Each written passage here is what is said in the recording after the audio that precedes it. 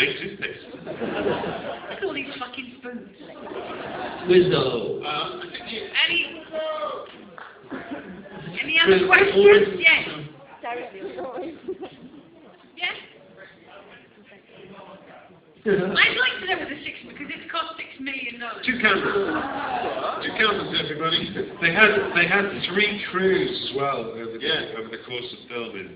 So fired 2 crews.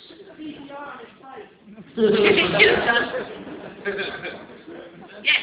Does he really not get it? I think he probably has a sneaking suspicion. Well, he's downgraded the film to a romantic comedy. He was a thriller type thing. Every time the film was being released, he describes it differently. He called it a black comedy for a while. It started out as a Tennessee Williams style drama. Yeah. He's obsessed with Tennessee Williams. And then when people started laughing at it, he called it a comedy. And he got away with that for about a week. He tried Paris Hilton biopic. I think it's known as the Citizen Kane of bad movies. I think there's a really good argument for it being this, because I think, you know, the thing about classic films, like the opposites of this film, like if you say something like The Third Man, you watch The Third Man and you go, oh good, it's that scene. And you keep saying that all through the film. On every scene you go, oh good, it's this cuckoo clock scene. Oh good, it's the first time he sees Harry Lime. It's exactly the same with this film today. Oh brilliant, the flower shop scene. It's the scene with that guy who appears at the end for no reason. So good. He is like it. That's the first time I've seen that. I go, that is like a member of the audience.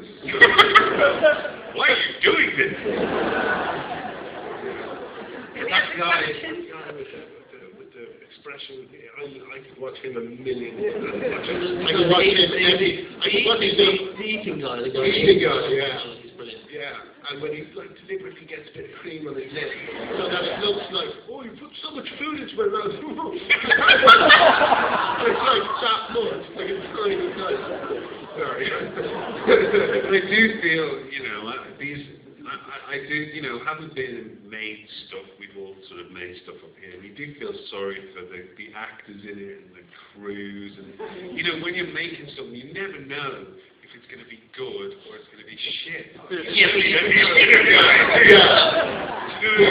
I think you're talking about a whole different level. Like when you watch the rushes, and they go, you're putting this out.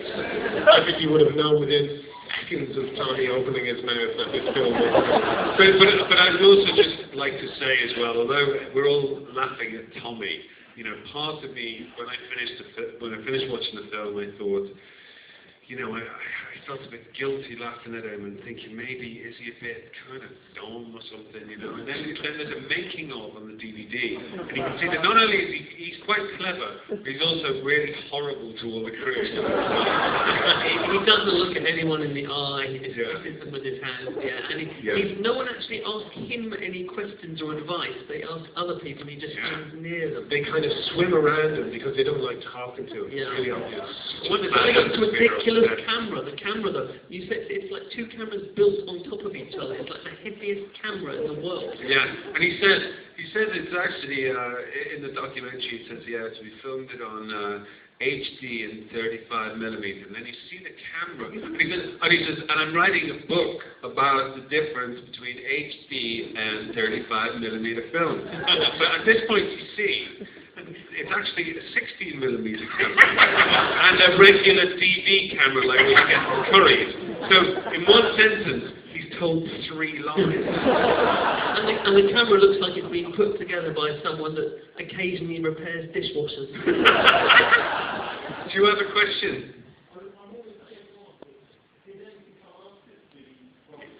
Yeah. He's got a sitcom. He's got a sitcom, Amazing. Neighbours. And that is the one that should have been called The Room, because this should have been called Neighbours. Yeah. Because they all live in the same house. Man. But the Neighbours is unbelievable. It's all set in one room, it's almost one shot. And it's pretty good. All the trademarks are there, It's classic Wizzo. Wizzo is fine. Wizzo is back. Yeah. No, it's great. But he wears his wig. No, it's set in an office, and what's brilliant is... And their catchphrase is, what a day. What a day! What a day! What a day! He's got a desk, isn't there? There's like 3 of them behind a tiny desk. And his assistant secretary both kind of work behind this one pretending to work, and they're pretending to work.